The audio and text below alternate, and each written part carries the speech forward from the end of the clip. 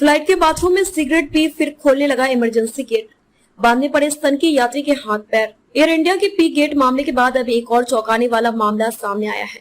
London से मुंबई आने वाली एयर इंडिया की फ्लाइट में एक 37 साल के शख्स को फ्लाइट के टॉयलेट में स्मोकिंग करते पकड़ लिया गया, जिसके बाद सहार पुलिस ने आरोपी रत्नाकर करुणाकांत द्विवेदी के खिलाफ आईपीसी की धारा 336 और विमान अधिनियम 1937 की धारा 22, 23 और 25 के तहत मामला दर्ज किया है।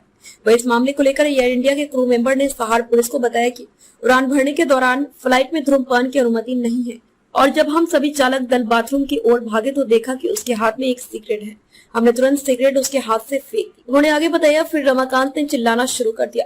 फिर रमाकांत ने हमारे सभी क्रू मेंबर्स पर चिल्लाना शुरू कर दिया। किसी तरह हम उसे उसकी सीट पर ले गए, लेकिन कुछ देर बाद उन्होंने विमान का दरवाजा खोलने की कोशिश की।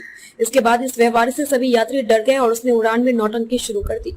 वह नहीं था। एयर इंडिया के चालक दल के सदस्यों ने सहार पुलिस को बताया कि रमाकांत हमारी एक भी बात सुनने के लिए तैयार नहीं था और वह सिर्फ चिल्ला रहा था, जिसके बाद हमने उसके हाथ पैर बांध दिए और उसे सीट पर बैठा दिया।